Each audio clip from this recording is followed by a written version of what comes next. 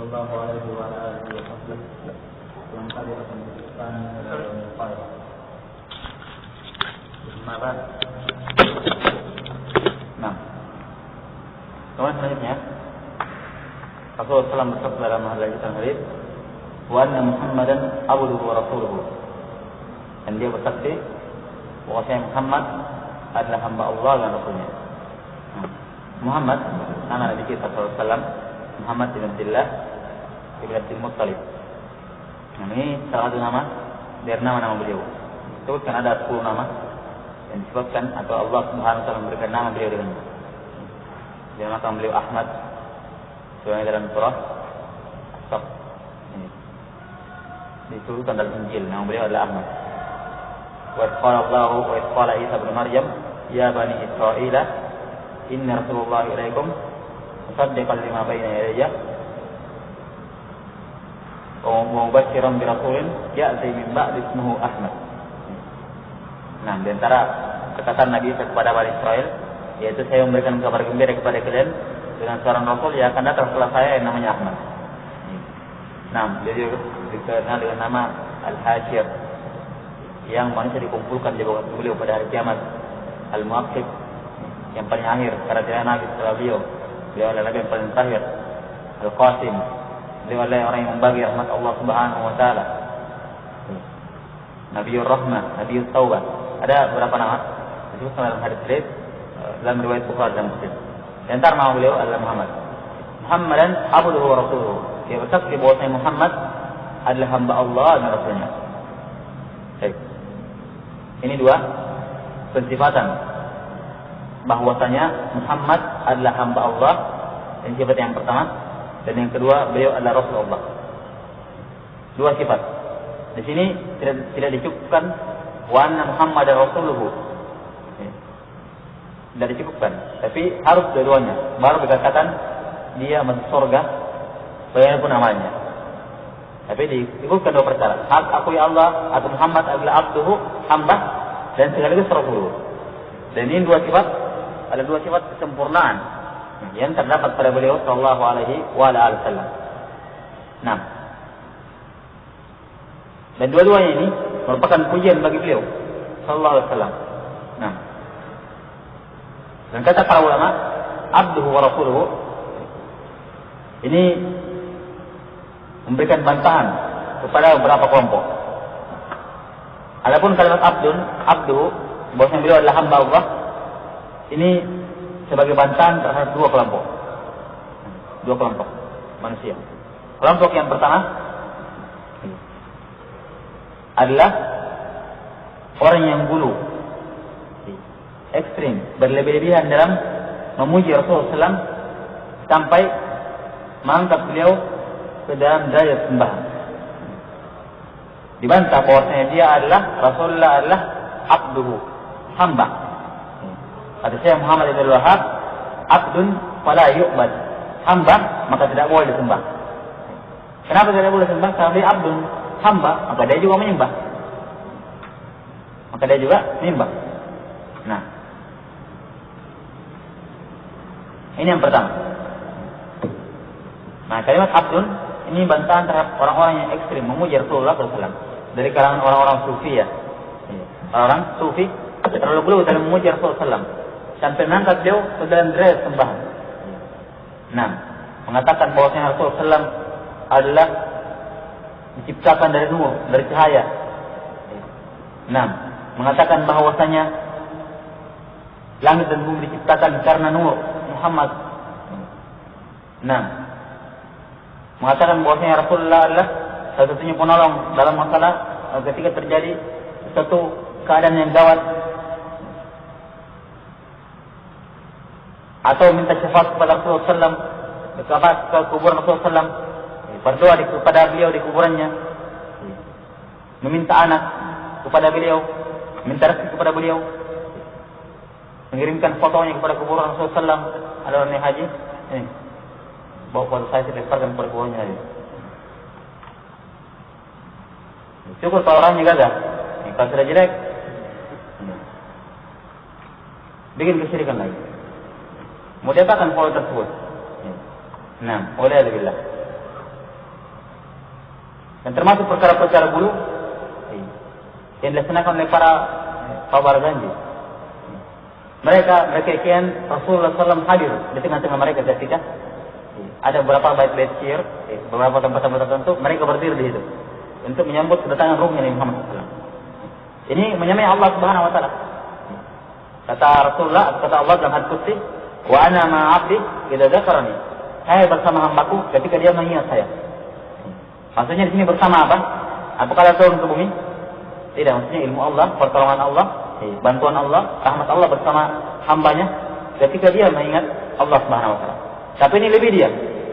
Bukan sekedar ilmunya Rasulullah yang sampai kepada dia ketika dia mengingat Rasulullah, tapi badannya Rasulullah, ruhnya langsung sampai. Ini berlebihan. Mengalahkan Allah Subhanahu Wa Taala. Ini bentuk-bentuk kesyirikan. Nah, maka ini bantahan bahwasanya Muhammad adalah abdul hamba. Kalau dia hamba tidak boleh disembah dengan berbagai bentuk penyembahan. Tidak boleh didoai kepada beliau, tidak boleh minta kepada beliau, minta anak kepada beliau, minta keselamatan kepada beliau. Dan meyakini perkara-perkara yang tidak pantas untuk diyakini kepada beliau kalau beliau seorang hamba. Dan ingat hamba itu bagaimana? Hamba, kita juga hamba sebagai manusia. Beliau adalah hamba manusia biasa. Oleh karena itulah Rasulullah SAW secara umum tidak ada bedanya dengan manusia biasa. Sama seperti manusia lain, tidak ada bedanya. Kecuali pada dua perkara. Ini aja perbedaan beliau. Perbedaan yang pertama, beliau diberikan wahyu, manusia lain tidak. Manusia lain tidak. Perbedaan yang kedua, beliau disucikan dari sifat-sifat tercela yang bisa mengantarkan manusia kepada asfalus safilin, derajat yang paling rendah. Kalau manusia secara umum asalnya memiliki sifat-sifat seperti ini kan, memiliki sifat-sifat kerendahan yang bisa mengantarkan dia masuk ke dalam tempat yang paling rendah. Tapi kalau Rasulullah, walaupun dia juga manusia biasa, tapi beliau dibersihkan dari sifat-sifat seperti ini. Kalaupun bersifat dengannya, dihapuskan, dibersihkan beliau dan diampuni. Ini bedanya. Cuma dua bedanya. Ada pula selainnya, makan, minum, tidur, berkeluarga, lupa, tertawa dan seterusnya sama seperti manusia lain. Tidak ada bedanya. Maka apa? Kelebihan beliau sehingga diangkat dalam derajat sembahan. Kalau seperti itu keadaannya. Padahal sama. Sampai pada tahun di antara mereka yang mengatakan Muhammad itu tidak punya bayangan. Kenapa tidak punya bayangan? Karena cahayanya lebih terang daripada bayangannya sehingga tidak nampak. Ini gulu yang berlebihan. Dan ingat bagaimana Rasulullah SAW mengingatkan hambanya, mengingatkan umatnya. Hati-hati dalam berlebihan memuji Rasulullah SAW. Memang Rasulullah adalah Rasul, tapi ingat dia adalah hamba, tidak boleh disembah. La taquruni kama atatin Nasara ibn Maryam, innama ana abdun faqulu Abdullah wa rasuluh. Jangan kalian ekstrim berlebihan dalam memuji saya, kata Rasulullah, sebagaimana orang Nasrani berlebihan memuji Isa bin Maryam. Sampai mangkat dalam derajat sembahan. Karena semua saya adalah seorang hamba, maka katakanlah hamba Allah dan Rasulullah. Dan nanti akan datang dua bab tersendiri. Dia akan sebutkan dua bab terakhir dan juga bab di tengah-tengah kitab ini. Bab tentang bagaimana penjagaan Rasulullah SAW tentang perkara tauhid. Menjaga jangan sampai ada orang yang berlebihan memuji beliau. Dan tentu beliau melarang untuk sering-sering mengunjungi kuburan beliau. Nah, wa sallu alaihi kama fa inna salatakum tablughuni haitsu kuntum. Bersalatlah kalian padaku karena salat kalian akan sampai padaku dimanapun kalian berada. Dilarang untuk mengunjungi kuburan Rasulullah SAW. Bahkan afdalnya dia berselawat di masjid, bukan di kuburan. Nah, ini semua adalah bentuk-bentuk gulu kepada Rasulullah SAW dengan berbagai macam bentuknya. Nah, kelompok yang kedua yang dibantah dengan kalimat abdu ini, hamba, adalah orang-orang yang menyembelihkan beliau SAW dari kalangan orang-orang tariqat. Nah, yang mengatakan bahwa saya jenjang kenabian itu seperti gelar atau standar. Bisa diperoleh oleh siapa saja dengan latihan-latihan tertentu. Nah, ini tariqat Sufiyah. Sehingga siapa yang sampai pada tingkatan tertentu yang sejenjang dengan Nabi bisa keluar dari syaratnya Nabi. Kenapa? Dia juga sudah punya titel seperti itu, walaupun bukan Nabi resmi, tapi sama tingkatannya sudah. Sehingga apa? Disepelekan. Nah, kenapa? Oh, dia kan hanya hamba katanya. Saya juga hamba. Dia bisa nabi, kalau bisa saja bisa. Maka terbantahkan dengan kalimat abdun, hamba. Dari sini mana bantahnya? Karena di sini dikatakan abduhu, hambanya Allah. Disandarkan kepada Allah. Menunjukkan ini bukan hamba sembarang ya. Sama seperti naqat Allah. Ontanya Allah dalam surah apa? Zalzalah. 6. Wa qala lahum Rasulullahi naqat Allahi wa suqiyaha. Maka nabi mereka berkata Nabi Saleh, ini adalah naqat Allah, ontanya Allah. Sekarang kalau kata naqat Allah, naqah onta disandarkan kepada Allah, ontanya Allah. Apakah sama antara onta ini dan onta lainnya? Sama-sama onta jelas, tapi kata disandarkan kepada Allah yang menunjukkan dia punya kelebihan tersendiri demi onta yang lain. Baitullah, rumah Allah, ini rumah, semuanya rumah. Tapi kata disandarkan Baitullah, rumahnya Allah, ini punya kelebihan sendiri rumah ini daripada yang lainnya. Sama seperti sini, abduhu, hambanya Allah. Saya hamba, kamu hamba, Nabi Muhammad hamba. Tapi ingat, sembarang hamba, abduhu, hambanya Allah, sandarkan kepada Allah. Menunjukkan beliau punya kelebihan tersendiri dengan rakyat beliau sebagai seorang hamba ini. Apa itu? Yaitu beliau adalah seorang hamba yang mencapai dan mengumpulkan semua sifat-sifat kesempurnaan dalam masalah hamba. Sifat sempurna sebagai seorang hamba. Jadi pun dia hamba, tapi bukan hamba sembarang yang bisa disamakan rakyatnya dengan hamba-hamba yang lain. Mereka tadi mengatakan bahwasanya Nabi Muhammad adalah manusia, saya juga manusia. Beliau adalah hamba, saya juga hamba. Kalau dia secara jadi Rasul, saya juga secara jadi Rasul. Nah, ini tidak sama. Kenapa? Walaupun sama-sama hamba, jenjangnya berbeda. Jenjangnya berbeda. Hamba, kalimat abduh, ketika Rasul dikatakan hamba, ini menunjukkan sifat kesempurnaan, dan menunjukkan sudah terkumpul pada beliau semua sifat-sifat penghambaan yang tidak dimiliki lainnya. Sekarang orang setelah beliau SAW dalam sempurna ibadahnya pasti masih ada yang kurang. Tidak akan sempurna penyembahan kepada Allah Subhanahu Wa Taala dibandingkan dengan penyembahan Rasulullah SAW. Adapun Rasulullah SAW sudah terkumpul padanya seluruh sifat-sifat sifat-sifat hamba dengan berbagai macam bentuk kesempurnaan sebagai seorang hamba. Bagaimana hamba? Apa artinya kalimat hamba itu? Abdun. Abdun itu diambil dari kalimat Tariq al-Mu'abbad. Tariq al-Mu'abbad, jalan yang diperhamba. Dikatakan dia Tariq al-Mu'abbad karena jalan tersebut sering diinjak-injak, dilewati. Kalau ada jalan umum misalnya dikatakan ini Tariq al-Mu'abbad, jalan yang diperhamba. Kenapa sering diinjak-injak? Nah, demikianlah ayatnya seorang hamba. Hamba itu nanti dikatakan hamba yang sempurna kalau dia semakin rendah, semakin tunduk, semakin menghinakan dirinya, betul-betul sangat rendah di hadapan Allah Subhanahu Wa Taala. Baru dikatakan di hamba yang sempurna. Maka tingkat kesempurnaan hamba dan yang lainnya diukur dengan seberapa jauh, seberapa rendah dia di hadapan Allah, seberapa hina dia di hadapan Allah, seberapa buruk dia di hadapan Allah. Nah, seberapa tunduk dia di hadapan Allah. Pokoknya semakin rendah dia, semakin tunduk dia, semakin menghinakan dirinya, semakin memperburuk dia di hadapan Allah Subhanahu Wa Taala. Maka dia adalah hamba yang lebih sempurna daripada orang yang kurang tunduk, kurang menghinakan dirinya, kurang ini. Walaupun sama-sama hina semua di hadapan Allah, cuma ini kurang. Dan beliau adalah abdun, hamba. Dengan hamba yang sempurna, yaitu adalah hamba, tidak ada seorang pun makhluk di muka bumi ini yang paling menghinakan dirinya di depan Allah kecuali Rasulullah. Tidak ada seorang pun makhluk di muka bumi ini yang paling merendahkan dirinya di depan Allah Subhanahu Wa Taala kecuali beliau. Kenapa? Karena beliau adalah makhluk yang paling hamba yang paling sempurna. Hamba yang paling sempurna. Oleh karena itulah perkara-perkara seperti ini tidak bisa diraih oleh setiap orang. Tidak bisa diraih oleh setiap orang. Kenapa? Karena beliau adalah hamba, bukan sekedar hamba juga, tapi baik. Ini bantahan pada orang-orang yang menyepelekan Rasulullah SAW. Dari kalangan orang-orang berani keluar dari ajaran Rasulullah SAW, menganggap bisa bikin syarat sendiri. Nah, ini kali dari kalangan Abdul. Dan ingat, Abdul ini hamba, ini pujian. Lihat ya dalam Al-Quran.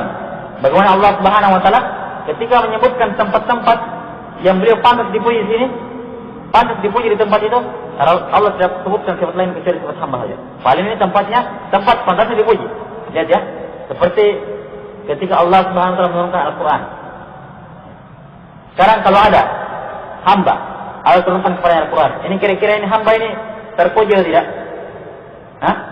Kalau Allah turunkan kitab kepada dia, terpuji kan? Ini keadaan yang pantas orang yang dipuji ketika Allah menurunkan Al-Quran kepada dia, Alkitab kepada dia. Tapi lihat bagaimana Allah memuji Rasulullah dalam keadaan beliau diturunkan kitab padanya. Tabarakalladzi nazzala ala abdihi. Maha berkah Allah yang telah menurunkan kepada siapa? Abdi, kepada hamba-Nya Al-Quran. Dan dikatakan tabarakalladzi nazzala ala rasulihi, kepada rasulnya tidak. Paling ini tempat pantas dipuji di sini. Dan dikatakan tabarakalladzi, maha berkah Allah yang menurunkan Al-Quran kepada sebaik-baik makhluk, kepada yang paling hebat, kepada yang paling ini, kepada yang paling ini, yang paling. Bukan, itu semua bukan pujian. Tapi pujian adalah abdun, hamba. Ya? Yang menunjukkan ini derajat abdun ini sudah luar biasa. Karena ketika Allah menyebutkan tempat yang dia pantas dipuji di situ, Allah tidak menyebutkan sebutan kecuali abdun, hamba saja. Makanya kalau memuji Rasulullah dengan pemujian yang paling tinggi, puji beliau, dia adalah hamba. Itu sudah cukup. Mengalahkan semua pujian-pujian. Dapatlah itu sayyid, dapatlah itu khairul khalq, khairul anam, dapatlah semuanya. Cukup ucapkan beliau adalah abdun, sudah merupakan pujian yang paling tinggi sudah. Nah, demikian pula juga ketika Rasulullah atau Allah mengkabarkan bahwasanya beliau di-mi'rajkan naik ke langit. Salah satunya manusia yang sampai ke Sidratul Muntaha. Dan manusia selain beliau. Pantas untuk dipuji, pantas untuk dimuliakan, pantas untuk disanjung. Saya bersama tentang itu, bagaimana pujian Allah, bagaimana pemuliaan Allah, bagaimana penyanjungan Allah. Subhanalladzi asra bi abdihi. Pakai abdun lagi.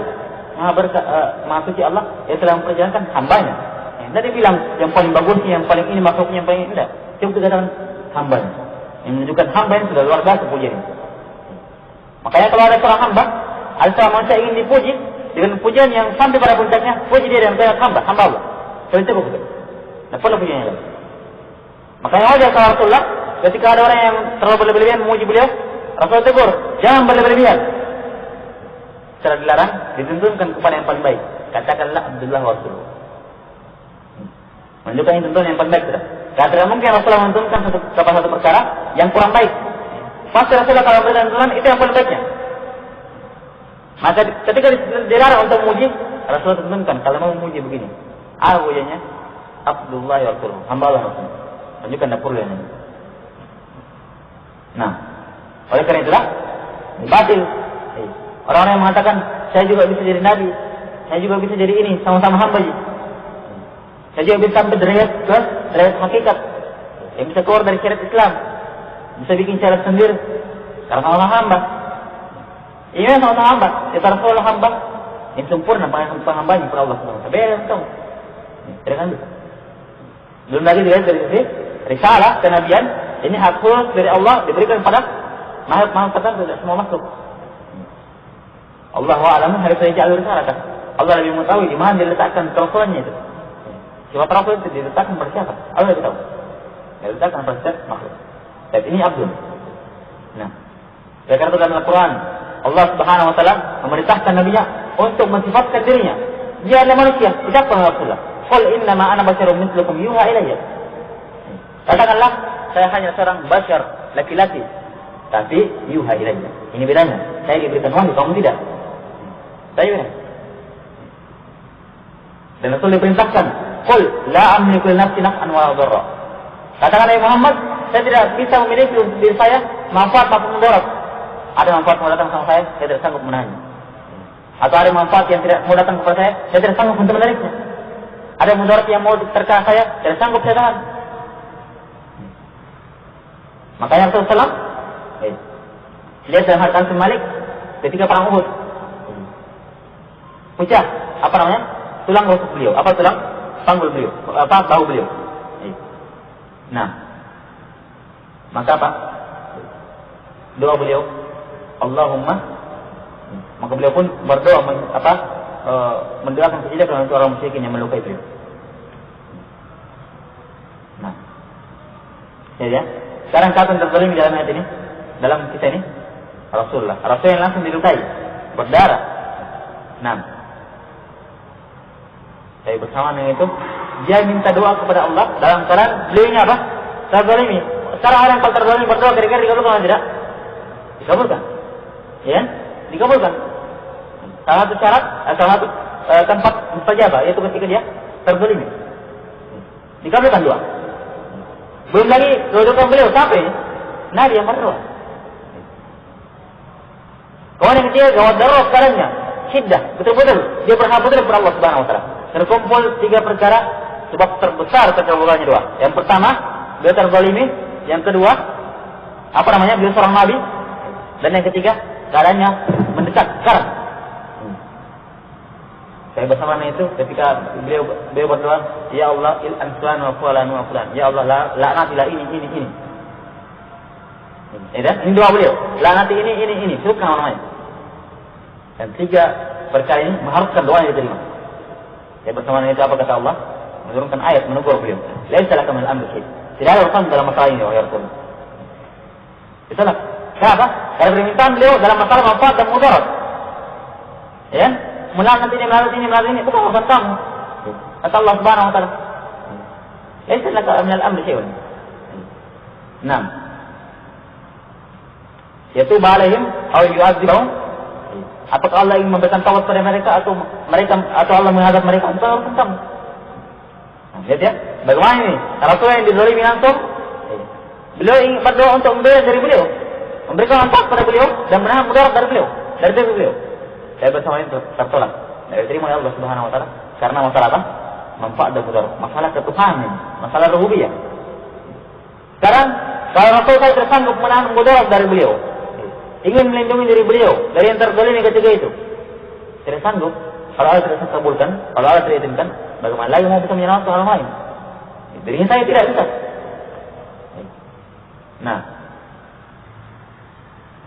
lihat, ini abdun, hamba. Nah,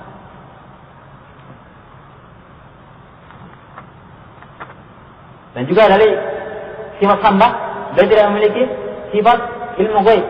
Tidak menguasai ilmu gaib, kecuali yang diwahyukan oleh Allah Subhanahu Wa Taala. Sekedar wahyu saja. Adapun selainnya, dia tidak mengetahui hal tersebut. Sampai mengatakan bahwa Rasul menguasai perkara gaib, dia sudah meninggal tapi tahu keadaan saya sekarang. Maka ini adalah bentuk-bentuk kesyirikan.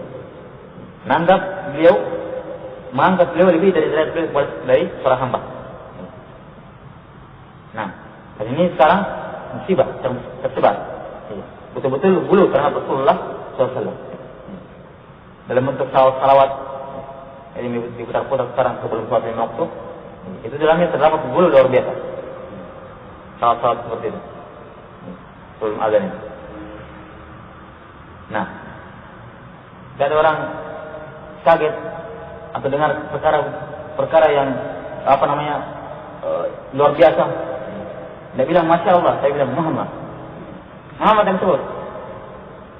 Nah, pada tanya Masya Allah, Subhanallah. Namanya Muhammad. Apa Muhammad? Apa artinya Muhammad? Nah, ini bentuk bulu sudah. Dan ini ucapan-ucapan seperti ini kan reses kan? Reses, kaget Muhammad. Itu lagi tidak pakai dal, Muhammad. Tapi jadi bukan dari Muhammad. Reses.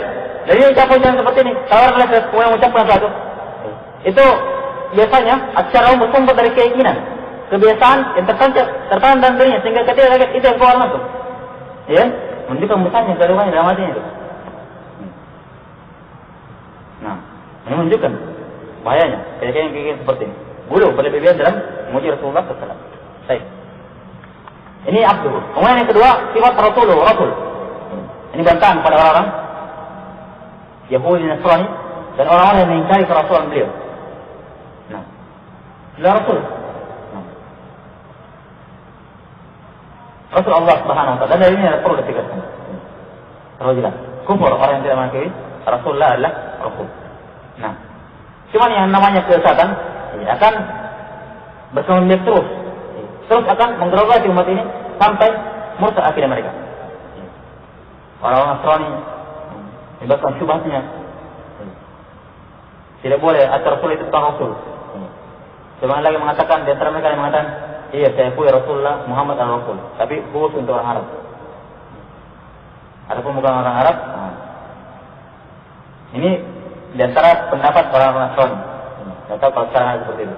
Cuma disebutkan oleh para ulama. Kita mengakui dia Rasul, tapi Rasul untuk orang Arab saja. Dan ucapannya ini sebenarnya, kalau dia akui Rasul sebagai seorang Rasul, walaupun dia akui hanya untuk orang Arab, ini sebenarnya mendustakan ucapan dia sendiri. Kenapa? Karena ciri seorang Rasul itu berdosa tidak? Hah? Kalau ada Rasul berdosa tidak? Tidak mungkin ada seorang Rasul yang berdosa. Dijaga beliau dari sifat dusta.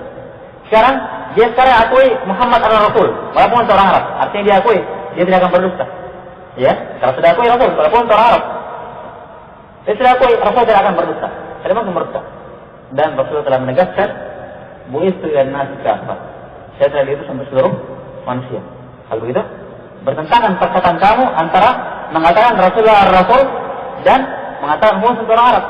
Karena Rasulullah menegaskan bahwa beliau untuk seluruh manusia. Ini asal filsafat. Dikembangkan, dimasukkan ke dalam tubuh kaum muslimin. Sehingga lahirlah pemahaman hadis terbagi dua, mutawatir dan ahad. Mutawatir itu untuk perkara akidah dan perkara fikih dan lain-lainnya, semua bisa dipakai. Adapun ahad hanya dalam masalah akidah. Hanya dalam masalah fikih, masalah akidah dan masalah fikih. Ini asalnya itu perbedaan. Ini kan sama artinya menganggap Rasulullah SAW adalah Rasul pada sebagian keadaan, sebagian lain tidak. Nah, itu apa yang seperti ini? Membeda-bedakan. Di sini pula timbul pembagian hadis. Tidak tahu dari mana asalnya. Hadis, ada sebagian hadis yang hanya berlaku di Arab, di Indonesia tidak berlaku. Hadis lokal.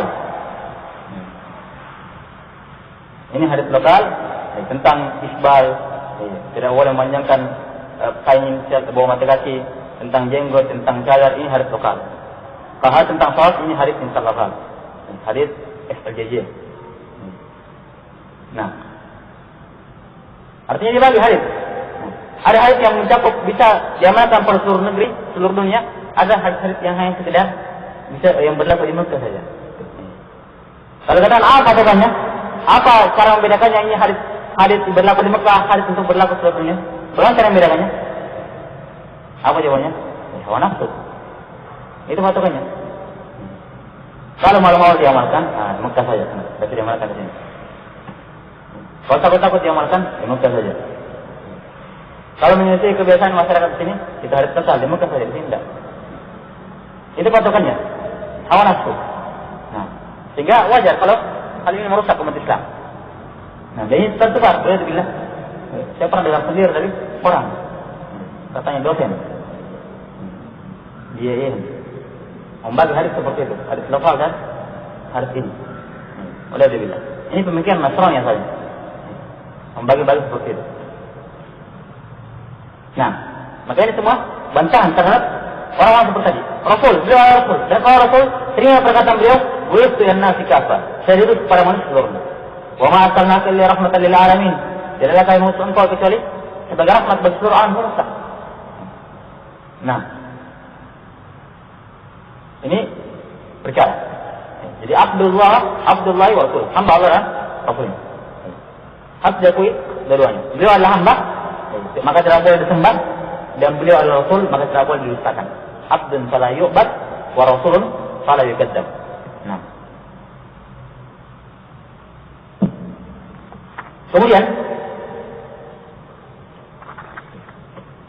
ada beberapa perkara-perkara yang lain yang berkenaan dengan Muhammad Rasulullah yang wajib untuk diimani sehingga dia dianggap beriman pada Rasulullah. Yang tanpa dengannya seorang bisa kufur, keluar dari Islam. Saya telah sebutkan diantaranya Abdul, kawan Rasulul, kawan yang ketiga yakini bahawa syariat beliau berlaku untuk seluruh makhluk tanpa terkecuali jin dan manusia. Ini juga dalilnya kita sebutkan sebagian. Wa ma arsalnaka illa rahmatan lil alamin. Nah, dan juga hadis riwayat Bukhari Muslim dan terkhususan Rasulullah wa bu'istu ilan nasi kafah. Jadi itu kepada seluruh manusia. Dan dalam satu hadis, bu'istu ilal aswad, ilal ahmar wal aswad. Saya diutus kepada yang merah dan yang hitam. Merah itu jin, hitam itu manusia. Nah, dan juga suruh wa ma khalaqtul jinna wal insa illa liya'budun. Nah, ya ma'syaral jinni wal ins in istata'tum an tanfudhu min aqtaris samawati wal ardi fanfudhu. Disebutkan wahai ma'syaral jinni wal ins, jin dan manusia. Kena takdir semuanya, penguatan. Maksud makhluk masuk dalam lingkup beliau. Dan tidak seorang pun makhluk yang diberikan keleluasaan untuk keluar dari syariat beliau. Siapapun dia, apapun tinggi kedudukannya. Nah, berapapun kedudukannya tinggi. Nah, adapun berdalilkan dengan kisah Nabi Khidir dan Nabi Musa alaihissalam yang katanya Nabi Khidir keluar dari syariatnya Nabi Musa karena beliau adalah seorang wali, dengan mengatakan wali lebih tinggi dari Nabi. Ini batil. Karena Nabi Khidir menurut pendapat yang paling kuat bukan wali, tapi dia Nabi alaihissalam. Dan Nabi Khidir dari asalnya tidak keluar dari sifatnya Nabi Musa. Kenapa? Karena setelah Nabi Khidir ungkapkan bagaimana sebenarnya, kenapa dia bocori perahu, kenapa dia bunuh itu anak kecil, kenapa dia ini. Sudah dia ungkapkan apa rahasianya? Apakah Nabi Musa mengingkari? Tidak. Nabi Musa setuju. Berarti itu masuk dalam syariat Nabi Musa. Kalau itu tidak bertentangan dengan syariat Nabi Musa alaihissalam. Nah, kemudian selanjutnya yang berkaitan dengan Muhammad Rasulullah harus meyakini bahwa Muhammad adalah Rasul yang paling terakhir, Nabi yang paling terakhir. Wa ma kana Muhammadun aba ahadin min rijalikum walakin Rasulullah wa khatamun nabiyyin. Tidaklah Rasulullah, bukanlah Rasulullah SAW itu bapak salah seorang dari kalian, tapi dia adalah Rasulullah dan penutup para nabi. Nah, dan di antara keutusan Rasulullah dan hadis Bukhari Muslim, wa khutima bil anbiya, dan para anbiya ditutup dengan saya. Maka di antara nama beliau Al-Mu'akkid, allazi la nabiyya ba'dah. Yaitu nama beliau Al-Mu'akkid yang tidak lagi nabi setelahnya. Saya mengatakan ada nabi setelahnya, maka dia kufur. Kafir dan kafiran yang besar, keluar dari Islam. Nah, kata Rasulullah SAW dalam hadis riwayat Muslim, innahu sayakunu fi ummati kadzabuna salatun kulluhum yazamu annahu nabi wala nabiyya ba'di. Akan datang pada umatku 30 orang pendusta, semuanya mengaku nabi, padahal tidak ada nabi setelahku. 30 pendusta di sini jumlah bukan orang per orang. Orang per orang mengaku nabi sudah banyak. Cuma di sini 30 kata Rasulullah, artinya para ulama 30 di sini maksudnya 30 yang memberikan fitnah besar, yang berdampak besar. Kalau nabi-nabi yang kecil-kecilan banyak mungkin yang mengaku. Nah, yang pertama kali Usailamah al-Kadzdzab. Ini mengaku nabi ketika nabi masih hidup. Nah, mereka berkembang sampai sekarang. Itu para ulama termasuk 30 pendusta ini Mirza Ghulam Ahmad. Dengan pendapatnya, dengan kelompoknya Ahmadiyah. Ini kufur. Mengingkari sekian nas dari Al-Quran dan sekian nas dari hadis Rasulullah SAW yang mengatakan beliau adalah nabi yang paling terakhir. Nah, maka tanpa semua perkara ini tidak ada keimanan kepada Muhammad SAW. Tanpa semua perkara yang kita sebutkan tidak ada keislaman. Harus diyakini semua perkara-perkara tadi yang berkaitan dengan Muhammad abduhu wa rasuluhu. Kemudian syahadah Muhammad Rasulullah itu ada 4 rukun.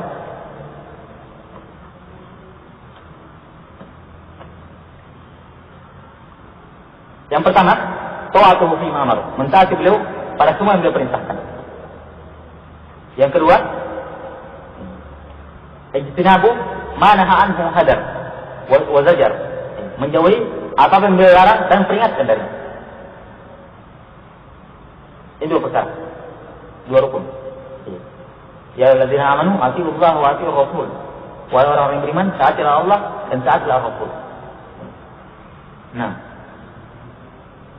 dan juga Rasulullah mengatakan, "Man nahaytukum anhu fajtanibuhu, wa ma amartukum bih fa'tu minhu mastata'tum." Apa-apa yang saya larangkan darinya, jauhilah. Dan apa-apa yang saya perintahkan kalian padanya, laksanakanlah sesuai dengan kemampuan kalian. Nah, wa ma atakum rasul fakhuduhu wa ma nahakum anhu fantahu. Apa yang diberikan oleh Rasulullah ambillah, dan apa-apa yang dilarang oleh beliau maka berhentilah, tinggalkan. Perkataan lakum fi Rasulillah uswatun hasanah. Telah ada pada bagi kalian pada Rasulullah SAW uswatun hasanah, dari Tuhan yang baik. Nah, berbanyak dari sampai Ahmad rahimahullah menyebutkan dalam Al-Quran Ada sekitar 30 dalil, 30 ayat yang menyebutkan kewajiban taat kepada Rasulullah SAW. Nah, alladzina amanu atiiullah wa atiiur rasul. Kalimat atiiur rasul sekitar 30 ayat dalam Al-Quran. Perintahkan untuk mentaati Rasulullah SAW. Allah Azza wa Jalla firman di antaranya, ittabi'u ma unzila ilaikum min rabbikum wa la tattabi'u min dunihi awliya qalilan ma tadhakkarun. Ikutilah apa yang diturunkan kepada kalian dari Rabb kalian. Apa yang diturunkan kepada kita? Al-Quran dan Sunnah. Sekarang siapa membawa Al-Quran dan Sunnah? Rasulullah SAW. Taati beliau. Wa la tattabi'u min dunihi awliya qalilan ma tadhakkarun. Jangan ikut selainnya, wali-wali selainnya, sangat sedikit dari kalian yang mengingatnya. Wa ma kana lil mu'minin wa la mu'minatin idza qala Allah wa rasuluhu amra ay yakuna lahumul khiyaratu min amrihim wa man ya'si Allah wa rasulahu faqad dhalla dhalalan mubina. Tidak pantas, tidak boleh bagi seorang mukmin dan mukminah. Kalau Allah dan Rasulullah telah menetapkan satu perkara, masih punya pilihan lain. Haram, tidak makruh. Ini masih punya pilihan lain. Nah, ini wajib. Ajaran sunnah. Nah, ditinggalkan atas itu. Dan siapa yang bermaksud kepada Allah Subhanahu wa Rasulnya, maka sungguh dia tersesat dan kesalahan yang sangat jauh.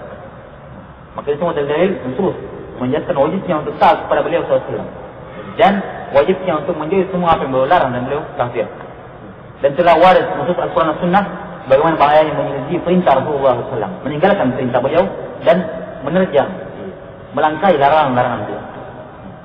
Nah, Allah Azza wa Jalla firman, innal ladzina yuhadduna Allah wa rasulahu ulaika fil adallin. Sesungguhnya orang-orang yang menentang, mengingkari Allah dan Rasulnya, mereka itu berada dalam kehinaan.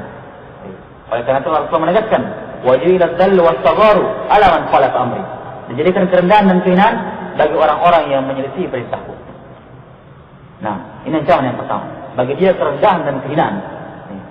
Dan tingkat kerendahan dan kehinaan disesuaikan sejauh mana dia meninggalkan perintah Rasul, sejauh mana dia menerjang larangan Rasul. Dan jika kapan dia terjang, dia tinggalkan perintah, dia langgar larangan, maka pasti hina. Nah, pasti rendah. Ancaman yang kedua, istidraj, diperlalaikan dalam kesesatannya dan akan dimasukkan ke dalam neraka jahanam. Ini ancaman terus yang ketiga. Falyahdari wa man yushaqqi rasulah min ba'di ma tabayyana lahu al-huda wa yattabi' ghayra sabilil mu'minin nuwallihi ma tawalla wa nuslihi jahannam wa sa'at masira. Dan siapa yang mendurhakai Rasul setelah nampak baginya petunjuk yang jelas dan dia mengikuti jalannya selain jalannya para sahabat. Dua pelanggaran. Durhakai Rasul, mengikuti jalannya selain jalannya para sahabat Rasul. Ancamannya nuwallihi ma tawalla. Kami akan biarkan dia sesat, larut dalam kesesatannya. Tidak akan keluar. Wa nuslihi jahannam wa sa'at masira. Dan kami akan masukkan dia ke dalam neraka jahanam dan jahanam ada tidak tempat kembali.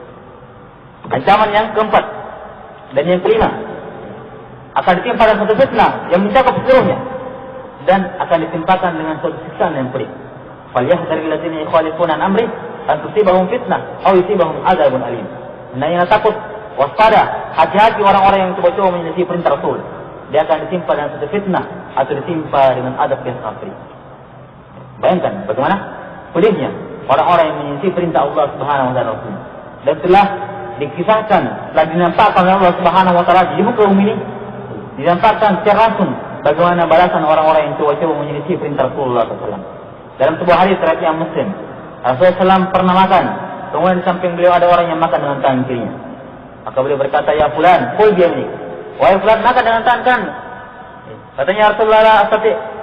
Wahai Rasul, saya tidak mampu. Bukan tidak mampu karena apa? Kata para sahabat, ma mana'ahu illa al-kibr. Tidak ada yang melarangnya kecuali tidak ada yang melarangnya untuk makan dengan tangan kanan kecuali sombong saja. Gengsi makan pakai tangan kanan. Maka apa kata Rasulullah? La stata'ta. Semoga engkau tidak akan mampu selama. Seketika itu juga dia tidak mampu mengangkat tangan. Nah, langsung diperlihatkan hukumannya bagi orang yang menyelisih Rasul. Ini padahal kalau kita lihat, ini apa ini? Masalah makan dengan tangan kanan. Mungkin orang sekarang, masa ada orang makan tangan kiri langsung disiksa tiba-tiba. Bukan itu masalahnya. Bukan masalah kecil, perkaranya atau besar. Masalah ini perintah Rasul, kamu melanggar. Bukan lihat dari besar tidaknya pelanggaran. Masalah ini perintah Rasul. Dan lihat lebih keras dari dalam hadis Sa'ad bin Sa'ad As-Sa'idi tentang di perang Khandaq. Kata Rasulullah, "Satahubbul lailatul riyah syadidah." Malam ini akan bertiup angin yang sangat kencang. Kencang sekali. Perintahnya Rasulullah ada dua. Yang pertama, siapa yang punya tali kendaraan dia ikat kuat-kuat. Perintah yang kedua, jangan ada yang keluar malam ini. Ini kalau orang sekarang mungkin paham, orang pahamnya perintah ini, oh perintah sunnah saja, perintah anjuran saja, bukan wajib. Malam harinya bertiup angin yang sangat kencang, sebagaimana sabda beliau. Ada 2 orang yang keluar malam-malam melanggar perintah Allah SAW. Maka kata sahabat yang kita hadis ini, keduanya pun dilemparkan oleh angin sampai tiba jatuh di antara 2 gunung Tai. 2 gunung Tai itu di sekitar Yaman. Jadi dari Khandak, dari Madinah terlempar ke Yaman. Nah, sekitar perjalanan 6 jam pakai bus cepat. Nah, ini perintahnya apa? Jangan keluar malam-malam dan ikat cari kendaraan. Ini kalau saya sepelekan perkara-perkara seperti ini. Tapi terkadang bukan masalah itu. Bukan masalah besar kecilnya. Pelanggaran tersebut. Tapi sekarang masanya Rasul yang perintahkan, bukan kamu langgar. Oleh karena itulah Abu Bakar Siddiq berkata, "Ma min amri Rasulillah sallallahu alaihi wasallam fa'alahu illa fa'altuhu. Inni akhafu in taraktu syai'an min amrihi an azid." Tidak ada pun perkara yang Rasulullah SAW melaksanakan kecuali saya juga laksanakan perkara itu. Saya takut kalau saya tinggalkan satu perkara dari Rasulullah SAW, saya akan menyimpang. Oleh karena itulah di kalangan para sahabat tidak kenal itu istilah wajib dengan sunnah, sama-sama perintah. Sunnah tetap perintah, walaupun perintahnya di bawah dari wajib. Ketika Rasulullah perintahkan, laksanakan ini, tidak ada orang sahabat yang mengatakan ya Rasulullah, ini wajib atau sunnah? Tidak. Atau kalau dilarang Rasulullah SAW, ada yang bilang, ya Rasulullah ini haram atau makruh? Saya coba-coba. Nah, ditinggalkan. Nah, oleh karena itulah nampak bagaimana tiba mereka kepada Rasulullah SAW. Ketika Rasulullah sholat pakai sendal, para sahabat sholat pakai sendal. Di tengah sholat, datang Jibril beritahu Rasulullah, di sendalmu ada kotoran. Beliau lepas sendalnya. Para sahabat kami pikir panjang, lepas saja sendalnya. Kenapa tiba? Ikut kepada beliau. Walau tidak ada kotoran di sendal mereka. Rasulullah lepas sendalnya bukan gara-gara dilarang sudah pakai sendal, tapi ada kotoran. Nah, ingin tiba beliau, tibanya para sahabat terhadap kotoran. Nah, dan lihat juga kita tentang tukang tulis Rasulullah SAW. Ya, Rasulullah kita tahu menulis ada di awal Islam beliau angkat tukang tulis. Orang ini masuk Islam, dia itu Rasulullah SAW, setelah itu dia murtad, keluar kembali dari Islam, keluar dari Islam. Sehingga orang musyrikin mengeluhkan orang ini. Lihat ini, orang yang sudah masuk agama Muhammad, dia keluar karena dianggap tidak baik. Jadikan tokoh. Maka ketika orang yang meninggal dikubur oleh orang musyrikin malam hari, dia suaranya jenazah di luar bumi. Dia dilihat orang musyrikin, nah ini pasti pekerjaannya penconco yang Muhammad ini. Kuburkan lebih dalam lagi. Besarnya didapat lagi di atas bumi. Dikuburkan lebih dalam lagi, besarnya didapatkan di atas bumi. Akhirnya dibiarkan dari saya, capek. Lihat, kata para ulama bagaimana hukuman bagi orang yang menyelisih perintah Rasulullah seperti ini, sampai bumi pun tidak mau menerimanya. Nah, maka ini jelas bagaimana nampak Allah menampakkan orang-orang yang menyelisih perintah Rasulullah Rasulullah di muka ini langsung diperlihatkan bagaimana itu. Oleh karena itulah bahaya yang menyelisih perintah Rasulullah Sallallahu Alaihi Wasallam. Nah, soal yang ketiga, rukun yang ketiga, tasdiqu fi ma akhbar. Mentaati, membenarkan pada perkara-perkara yang beliau khabarkan. Semua yang beliau khabarkan wajib dibenarkan. Sepanjang hadis sahih. Hadis Bukhari, Nabi Musa pernah mandi telanjang. Dia letakkan pakaian di atas batu, ketika beliau sedang mandi tiba-tiba batunya lari. Batunya lari dikejar oleh Nabi Musa sampai dapat kemudian dipukul sampai benjol batunya. Sekarang kalau orang mutakalimin, orang pakai akal, hadis lemah ini, masa dia bisa batu bisa lari. Nah, ini Rasulullah kabarkan hadis sahih, harus dibiarkan. Dan ingat, batu makhluk hidup bertakbir kepada Allah Subhanahu Wa Taala. Wa in min syai'in illa yusabbihu bihamdihi wa la tafqahuna tasbihahum. Tidak ada satupun makhluk di muka bumi ini, satu perkara apapun kecuali semuanya bertasbih kepada Allah. Ketika tidak paham bagaimana cara mereka bertasbih. Nah, maka dari hal ini atau hari yang Muslim, hari sahih, matahari ketika terbenam di sebelah barat, dia pergi sujud di bawah asnya Allah Subhanahu Wa Taala. Dan dia tidak akan terbit sebelah timur tanpa Allah perintahkan. Sekarang kamu terbit sebelah timur, baru pergi terbit lagi. Terus seperti itu, terbenam, pergi lagi sujud di bawah asnya Allah Subhanahu Wa Taala. Terus dari sujud dan jangka waktu yang lama, nanti Allah perintahkan sekarang kamu terbit sebelah timur, baru dia. Begitu setiap hari sampai suatu saat Allah berfirman, terbit kamu dari arah kamu terbenam. Kaum Mu'tazilah, bagaimana caranya pergi di bawah asal Allah? Kalau di sini terbenam, di negeri lain terbit. Kapan pergi? Ini kalau pergi asal. Nah, yang jelas akal adalah kenyataan adalah hak dan syariat juga adalah hak. Maka tidak mungkin ada dua hak yang saling bertentangan. Dikompromikan, bahwa Allah Maha mampu, apa usahanya? Menjadikan matahari terbit, semuanya bersujud. Bukankah Allah Subhanahu wa taala ala kulli syai'in qadir, Maha mampu segala sesuatu. Nah, maka membenarkan apa yang diucapkan. Apakah perkara itu berkaitan dengan perkara yang zaman dahulu, zaman sekarang, atau perkara yang akan datang tentang tanda-tanda hari kiamat, fitnah-fitnah yang akan terjadi, harus dibenarkan semuanya. Tasdiq wa fitnah asbah. Nah, kemudian yang terakhir, yang keempat, Allah yubadallah illa bima syara'. Tidak boleh tidak menyembah Allah Subhanahu wa taala kecuali dengan apa yang beliau syariatkan. Tidak menyembah Allah kecuali dengan apa yang beliau syariatkan. Nanti beliau syariatkan baru menyembah. Kalau beliau tidak syariatkan jangan menyembah. Nah, karena itulah setiap penyembahan, setiap peribadatan kepada Allah tanpa dinasti dengan syariat beliau tertolak. Man amila amalan laisa alaihi amruna fa huwa raddun. Saya beramal dengan amalan apa saja tanpa ada petunjuk dari kami kata Rasulullah tertolak. Kenapa? Melanggar syariat Muhammad Rasulullah. Karena katanya tidak boleh tidak menyembah Allah kecuali dengan syariat tata caranya beliau. Nah, ini 4 rukun Muhammad Rasulullah. Ini sebenarnya pemaparannya agak panjang, cuman inti pembahasan adalah yang pertama la ilaha illallah. Ini sudah disinggung dalam hadis. Makanya kita tidak singgung terlalu luas. Baik.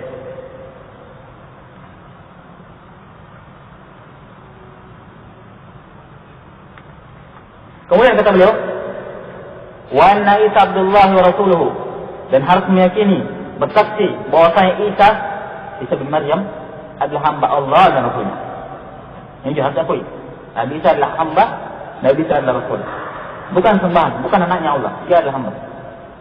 Bahkan terhadap orang Nasrani, dia mengatakan Nabi Isa adalah anak Allah atau Nabi Isa adalah salah satu dari 3. Nah, Nabi Isa adalah hamba dan Rasulnya.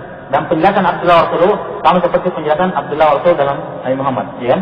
Jadi kalimat Abdullah ini bantahan pada orang-orang yang dulu terhadap Nabi Isa. Dan kalimat Rasulullah bantahan pada orang-orang yang menyepelekan Nabi Isa. Dari kalangan orang Yahudi menganggap Nabi Isa adalah anak zina karena lahir tanpa bapak. Ini bantahan, dia adalah Rasul. Kalau orang Nasrani terbantah dengan Abdullah, beliau adalah hamba Allah, bukan anaknya, bukan setingkat dengan Allah.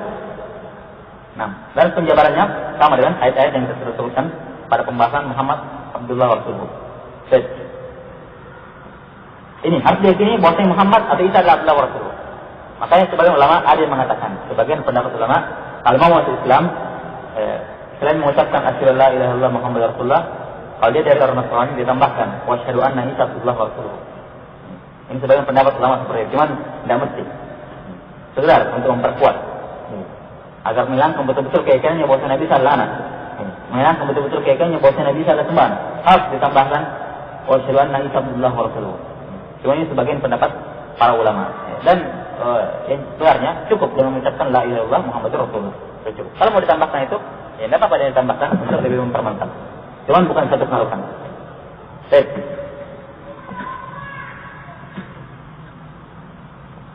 Poin yang kedua,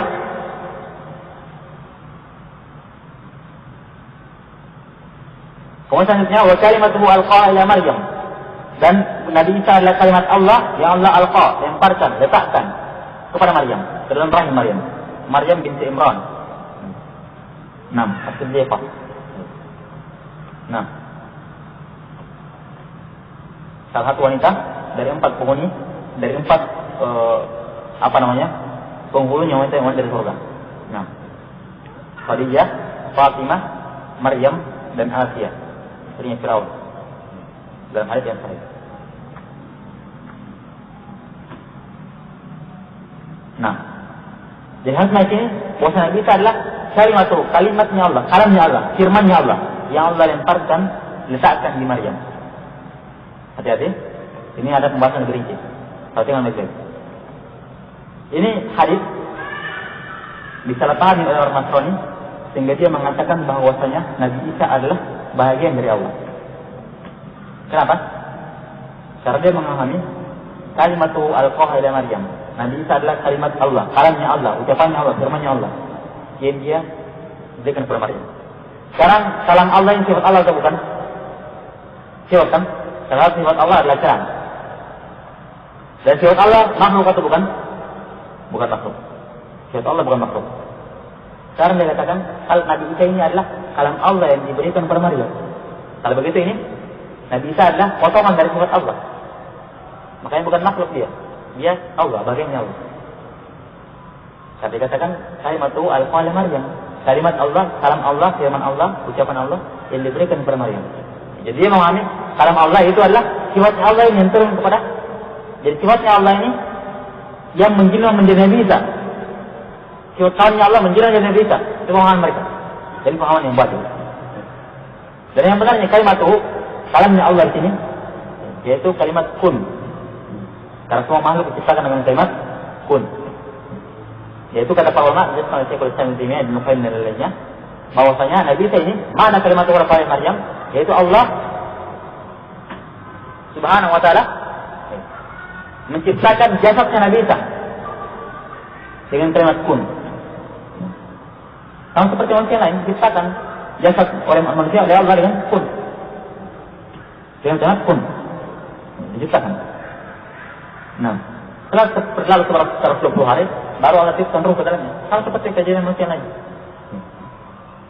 Nah, jadi kata para ulama, Nabi Isa itu terjadi dengan kun. Tapi bukan kun yang menjelma menjadi Nabi Isa. Paham ini? Kalau orang Nasrani mengatakan kun ini Allah turunkan kepada rahimnya Maryam, kun kemudian menjelma menjadi Nabi Isa. Makanya dia bukan makhluk karena dari sifat Allah. Kalau kaum muslimin tidak, kaum muslim mengatakan Nabi Isa sama seperti lainnya, dari diciptakan dengan kun. Makanya dikatakan kalimatuhu. Nabi Isa adalah kalam Allah yang Allah berikan kepada Maryam, yaitu Allah mengucapkan kun. Sehingga jadilah. Tapi Nabi Isa bukan kun itu sendiri yang jadi Nabi Isa, bukan. Nah, sama seperti Allah menciptakan Nabi Adam. Bagaimana caranya? Apakah kun yang jadi Nabi Adam? Tidak kan? Allah katakan kun jadi sendiri. Kalimat kun beda, makhluk juga beda Nabi Adam. Makanya harus berfirman.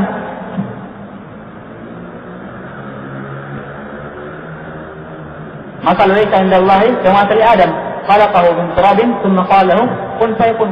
Perumpamaan, permisalan penciptaan Nabi Isa persis sama seperti penciptaan Nabi Adam. Bagaimana penciptaan Nabi Adam? Adam diciptakan dengan kun fayakun, kemudian jadi. Demikian pula Nabi Isa kalau begitu. Nabi Isa diciptakan dengan kalimat kun. Dengan kalimat kun ini muncul jasad beliau di rahimnya Maryam. Tapi bukan kun ini yang turun ke rahimnya Maryam kemudian jadi Nabi Isa, bukan. Tapi dia muncul tercipta karena kalimat kun. Makanya kata kalimat itu kalamnya Allah yang diberikan kepada Maryam, yaitu ucapan kun diarahkan kepada Maryam. Diarahkan kepada Maryam sehingga muncul Nabi Isa dalam rahimnya. Bukan kun yang jadi Nabi Isa, bukan. Paham ini? Ini kalimat itu. Paham dia? Nah.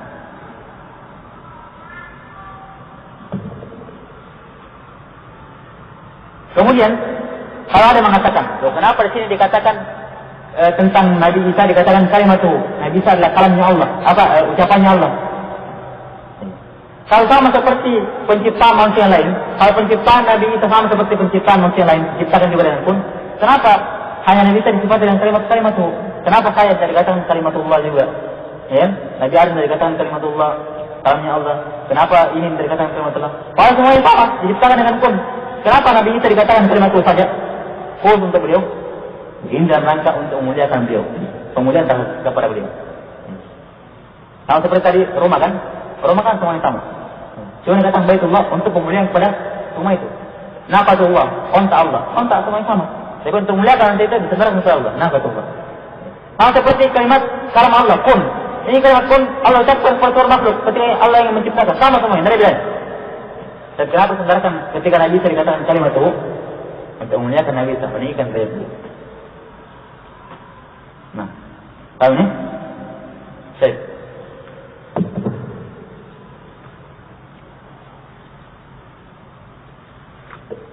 Kemudian waruhun minhu, dan ruh darinya. Ini juga ruh darinya. Ini juga dari orang Nasrani mengatakan Nabi Isa adalah bagian dari Allah. Kenapa? Karena min itu artinya adalah bahagian. Artinya adalah bahagian. Misalnya, kata ini, ya. Ini potongan ini. Hadzal waraq minhu, darinya. Ini kan dari ini kan? Ini kan dari sini saya kan? Saya kisah, saya katakan hadzal waraq minhu. Kertas ini dari sini. Ya. Mereka mengatakan min di sini artinya seperti itu, bagian. Artinya Nabi Isa adalah roh dari Allah, itu potongan dari rohnya Allah. Makanya mereka mengatakan Nabi Isa bukan makhluk, sembahan Allah juga. Karena rohnya dikatakan roh minhu. Nabi Isa adalah roh darinya, itu potongan dari roh Allah katanya. Padahal min di sini bukan berarti tabidiyah. Ini namanya min tabidiyah, min yang bermakna bagian. Ini bukan min tabidiyah di sini, tapi min bermakna ibtida, permulaan. Itu ruh yang awal mulanya datangnya dari Allah. Kalau seperti jitu minal bait, saya datang dari rumah. Apakah saya bagian dari rumah? Asalnya tidak. Awal permulaan saya datang dari rumah. Nah, maka min dalam bahasa Arab punya dua arti atau banyak, cuma di antara dua artinya yang paling terkenal ini. Min bermakna tabidiyah, bagian. Ada min artinya ibtida, awal permulaan. Kalau saya katakan, cara misalnya lembaran ini, satu lembaran ini, kalau saya katakan hadzal waraq minal kitab. Kertas ini dari kitab. Ini sini min bermakna apa? Bermakna bagian, tabidiyah. Jadi kalau saya katakan jitu azhabtu minal bait, saya pergi dari rumah. Di sini dari bermakna apa? Ibtida. Awal saya pergi dari rumah, bukan saya bagian dari rumah. Ya, kadang-kadang memang seperti itu.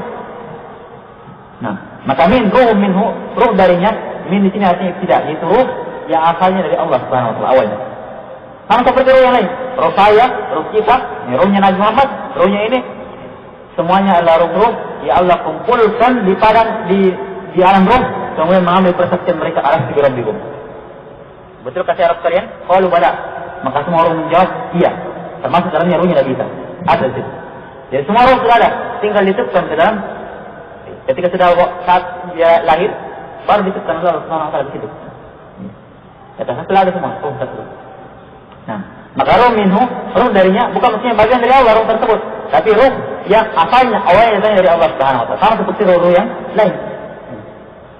Kalau anda tanya, loh kenapa ketika menyebutkan rohnya Nabi Isa dikatakan roh minhu, roh dari Allah? Tapi ketika menyebutkan roh manusia yang lain, disebutkan roh dari Allah. Apa jawabannya? Sama seperti tadi, untuk pemuliaan. Ya kan? Untuk pemuliaan kepada Nabi Isa. Dikhususkan beliau bahwa beliau adalah roh dari Allah. Itu roh sama seperti yang lain, roh yang lain, semua juga datangnya dari Allah. Cuma dikhususkan Nabi Isa dikatakan roh minhu untuk memuliakan beliau. Untuk pemuliaan kepada beliau. Tahu ini? Baik.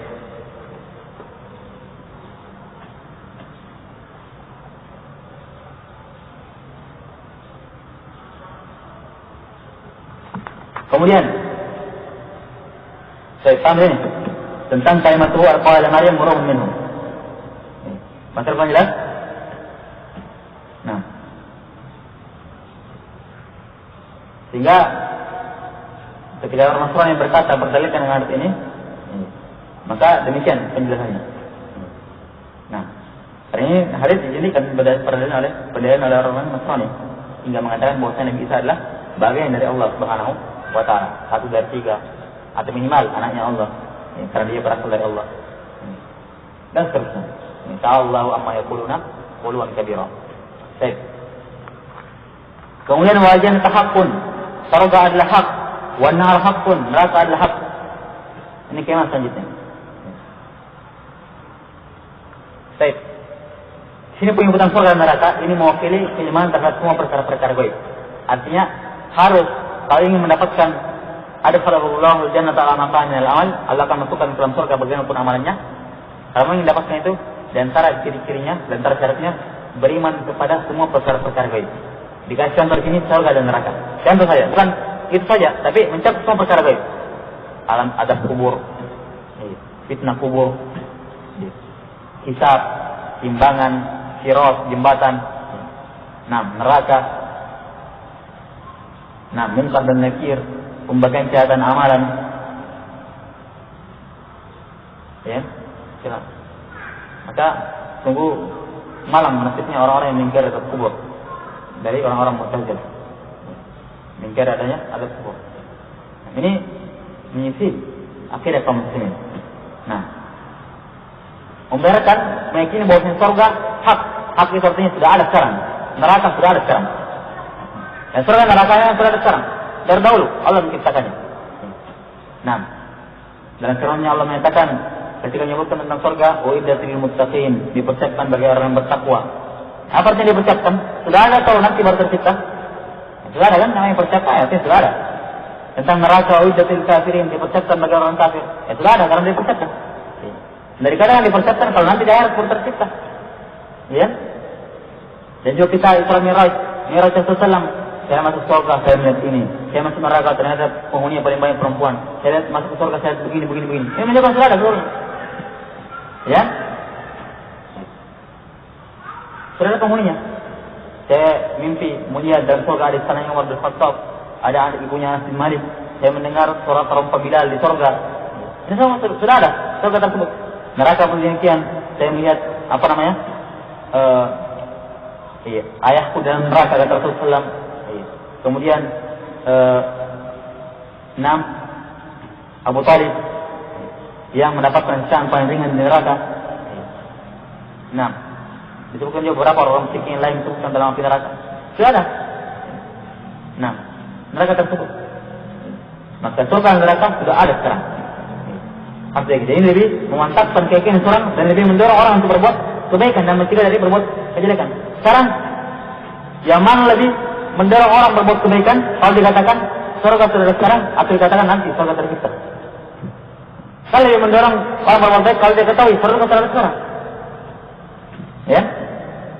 Kalau dikatakan neraka sudah ada sekarang, ini lebih mendorong orang, menahan orang untuk berbuat jelek daripada kalau dikatakan nanti neraka baru tercipta. Jahat. Nah, ini keyakinan yang pertama tentang surga dan neraka. Harus meyakini bahwa surga dan neraka sudah ada sekarang. Poin yang kedua, juga keimanannya masalah usul, masalah pokok dalam masalah surga dan neraka yang kalau dia menyelesaikan keluar dari daerah Ahlussunnah wal Jamaah, masuk dalam kategori al-bidah, yaitu surga dan neraka besar selama-lamanya tidak akan binasa. Nah, kenapa? Karena penghuninya kekal. Tidak mungkin penghuninya kekal terus tempat tidak kekal. Ya, orang kafir kan kekal dalam api neraka. Khalidina fiha. Dan mungkin pula penghuni surga dalam surga dikatakan khalidina fiha abada. Kekal dalam surga selama-lamanya. Kekal. Kalau kekal, artinya tempatnya juga kekal. Dan tidak akan binasa selama-lamanya. Nah, ini beberapa rangkaian keimanan yang berkaitan dengan surga dan neraka. Siapa yang mengimani seluruhnya itu? Syarat-syarat itu tadi, adkhalahullahu al-jannata ala ma kana min al-amal. Allah akan masukkan dia ke dalam surga ala ma kana min al-amal. Apapun amalnya. Saya penjelasan tentang ini kita lanjutkan pekan depan.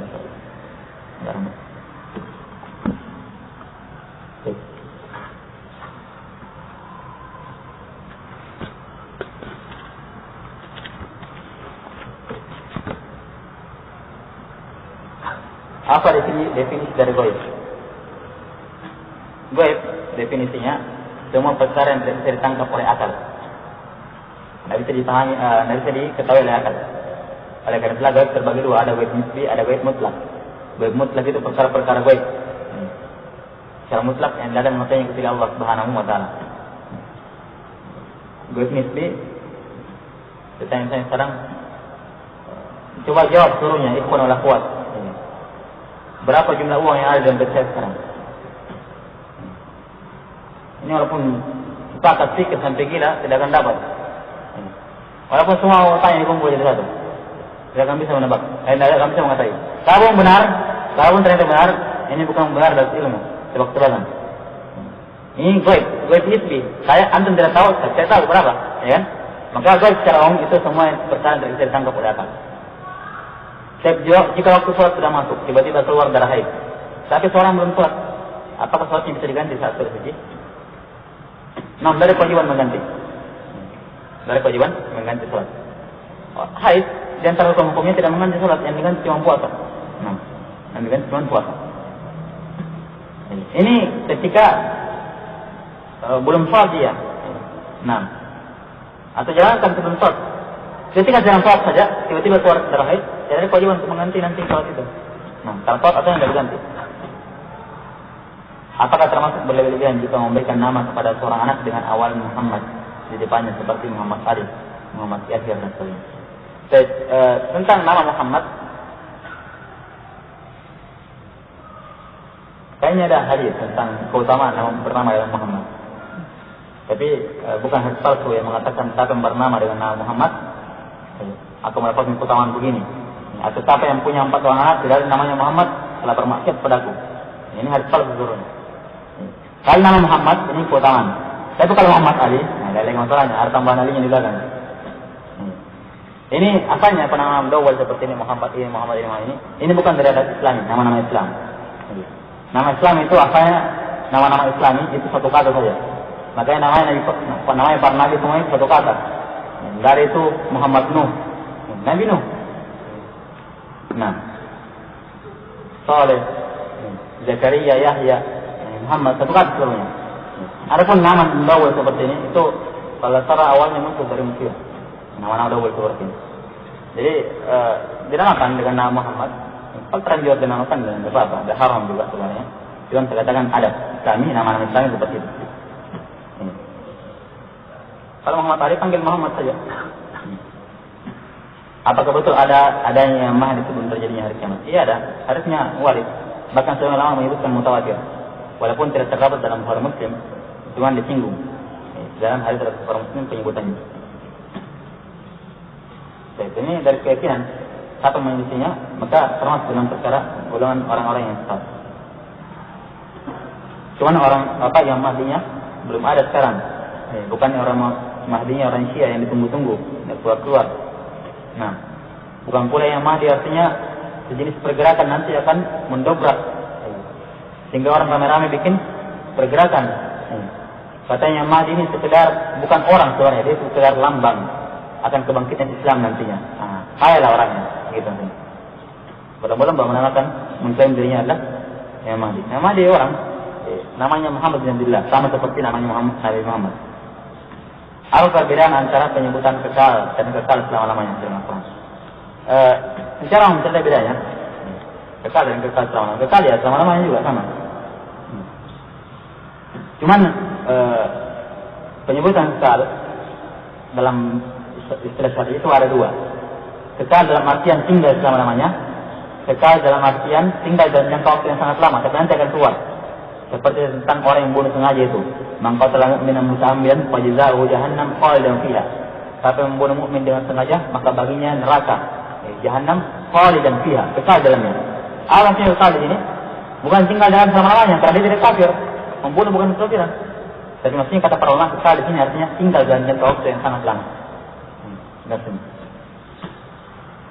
Tapi asal kekal ya tinggal bisa diartikan selama-lamanya, tergantung musuh. Apa kita bisa mengatakan si A itu masuk di neraka sebab si A itu beragama Nasrani, padahal si A ini belum kita ketahui asal hidupnya bahwa si A ini mungkin masuk Islam. Kita tidak boleh, haram hukumnya. Sebab tidak boleh kita mengatakan si fulan masuk surga karena dia orang beriman.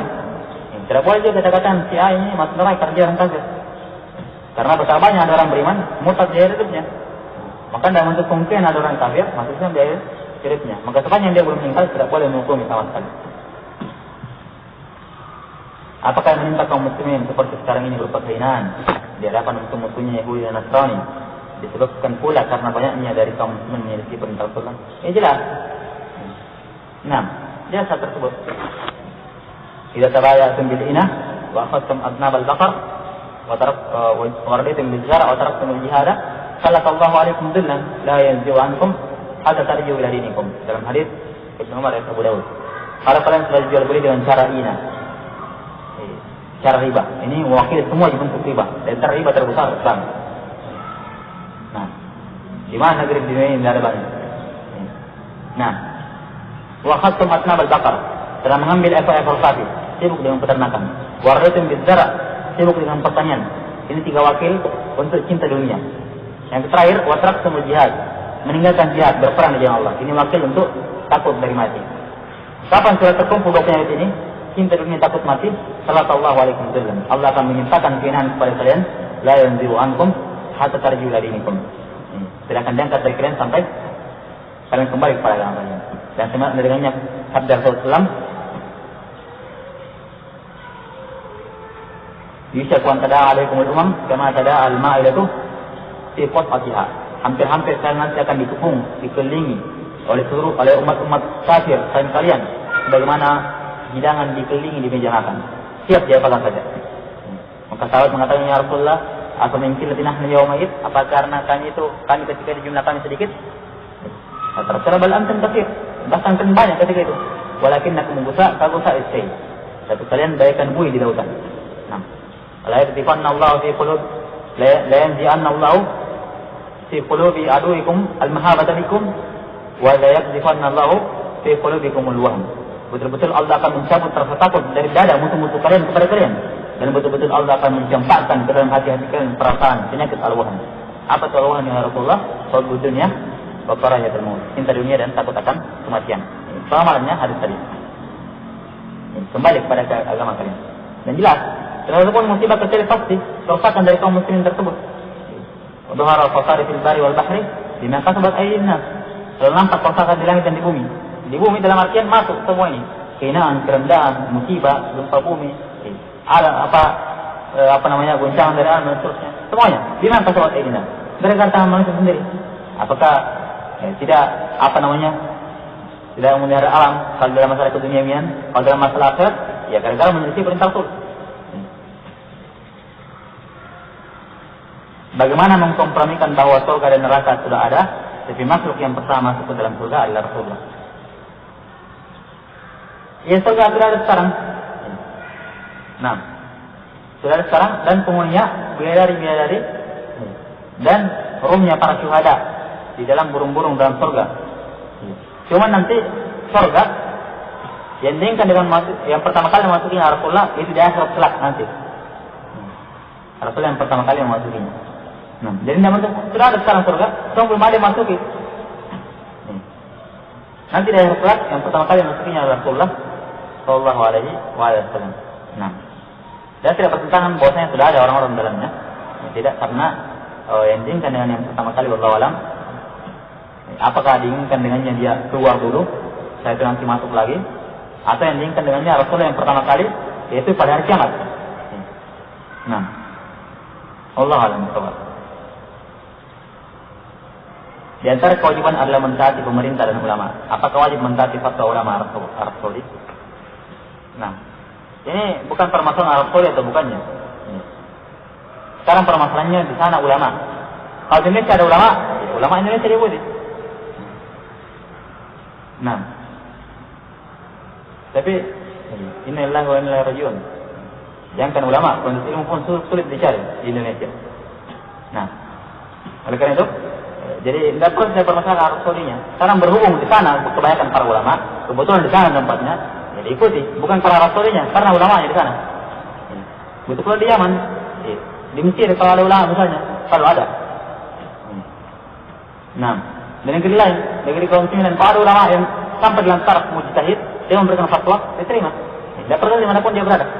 Nah, maka jangan diukur dengan Saudi Arabia ini. Baik. Apakah ikhwah-ikhwah talabul ilmi yang memperbincangkan ahli bidah termasuk ghibah? Atau apakah ustaz yang pantas untuk melakukannya? Baik. Asal mentahdir, memperingatkan kesalahan dari orang-orang menyimpang, itu bukan ghibah menurut kesepakatan di kalangan para ulama. Saya dikatakan oleh Hafiz Ibn Rajab dan juga Ibn Katsir rahimahullah taala. Cuman masalahnya kadang seorang itu melampaui batas dalam mentahdir. Artinya satu perkara yang tidak dibutuhkan sebenarnya, tapi diungkit-ungkit. Kalau diungkit tentang kesesatannya, tidak masalah. Diungkit semakin sering diungkit kesesatan semakin bagus. Cuman kadang diikut-ikutkan dengan masalah syakhsiyah, kepribadian orang tersebut, sehingga sudah sampai dalam merendahkan orang tersebut dan menjadikan orang tersebut bukan gara-gara bidangnya, tapi gara-gara orangnya sudah, kepribadiannya. Ini ghibah sudah seperti ini keadaannya. Nah, maka hati-hati digencirkan oleh syaitan berlebihan dalam membicarakan kejelekan. Kalau sama kita sudah tahu suruhnya, ini begini hukumnya, jamaah ini begini hukumnya, sama sudah tahu suruhnya. Nah, kemudian misalnya sedang berbincang, tiba-tiba ada memang satu kelompok dibicarakan. Ini diketahui lagi, ini orang-orang yang diketahui dan seterusnya. Ini bisa masuk dalam perkara ghibah. Bisa masuk. Walaupun saya dikatakan secara mutlak, cuman bisa lihat. Bisa masuk dalam perkara ghibah, dilihat apakah berlebihan atau tidak. Nah, karena seorang berhati-hati. Dan bukan mentahdir, itu bukan hak ustaz sebenarnya. Tergantung jenis kesesatannya. Kalau kesesatannya rinci, ya tidak boleh berbicara kecuali para ulama. Tapi kalau kesesatannya jelas, nampak, biar orang awam bisa mentahdir. Ada orang mencela Abu Bakar dan Umar. Ini biar orang tahu apa bilang ini sesat, boleh mentahdir. Kenapa? Kesesatannya terlalu jelas. Ya kan? Terlalu jelas. Kecuali kalau kesesatannya sifatnya kontemporer, kesesatan baru muncul, nah ini yang berbicara para ulama. Walaupun kesesatannya sudah jelas, misalnya kan? Nah, jelas kesesatannya sudah jelas, cuma berhubung baru muncul. Maka seperti ini dijelaskan pada para ulama. Nanti mereka berbicara, baru lainnya berbicara. Nah, saya pernah mendengar hadis bahwa salah satu sifat 70.000 orang yang masuk surga dalam hisab adalah dia tidak pernah di Rusia. Masalahnya, saya pernah di Rusia sebelum saya mengetahui hadis ini. Apakah saya masih bisa masuk dalam 70.000 itu? Ini bukan masalah sebenarnya. Karena ciri-cirinya bukan tidak pernah di Rusia, tapi tidak pernah minta di Rusia. Kalau dia dirukyah tanpa diminta ya tidak apa-apa. Tapi kalau dia minta, nah ini masuk dalam keluar dari 70.000 ini. Nah, apakah dia minta dengan sendirinya atau minta lewat orang lain? Nah ini sudah keluar dari 70.000. Tapi kalau dia tidak tahu sebelumnya, diharapkan mudah-mudahan masih bisa masuk. Diharapkan. Nah, Allah.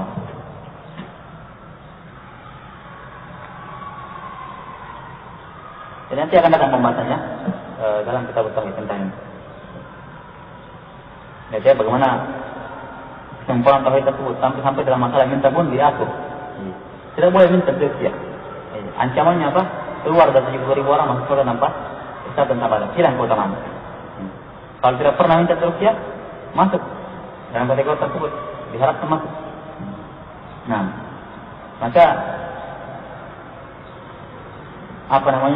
betul-betul orang tidak menasihati umat, betul-betul ingin kejelekan bagi umat ketika ada orang yang mengharapkan dirinya diminta untuk beruqyah dengan membuka praktek peruqyahan, klinik peruqyahan, atau ada acara khusus meruqyah. Ini apa yang acara seperti ini? Ini kan mendorong orang untuk datang situ dan minta beruqyah, ya kan? Seperti itu. Ini tidak menasihati umat kalau seperti ini, menjauhkan umat dari keutamaan seperti ini. Boleh kita mendoakan seorang yang kafir agar masuk Islam. Tidak apa-apa mendoakan orang kafir Islam. Sebagaimana Umar bin Khattab, Rasulullah berdoa di awal Islam, ya Rasulullah kuatkanlah Islam dengan salah satu dari dua orang, Umar bin Khattab atau Abu Jahal. Dan ternyata Allah memilih Umar bin Khattab. Nah, kalau doakan dan tentunya didoakan kalau ada harapan. Jadi ada harapan dia ingin kalau Islam ini didoakan yang tidak masalah. Ini didoakan agar masuk Islam, bukan doakan ampun. Kalau doakan ampun tidak boleh, haram hukumnya. Nah, maka nalimu lin Nabi wal ladzina amanu ay yastaghfiru lil musyrikin min ba'di ma tabayyana lahum annahum ashabul jahim. Tidak boleh bagi Nabi dan orang-orang yang beriman minta ampun untuk orang musyrikin kalau nampak baginya bahwasanya mereka adalah penghuni neraka jahim. Nah, tapi kalau mendoakan masuk Islam, diberikan hidayah, insyaallah itu perkara yang diperbolehkan. Nah, seperti itu. Allah alam. Alhamdulillah. Asyhadu an la ilaha illa anta astaghfiruka wa atubu ilaik.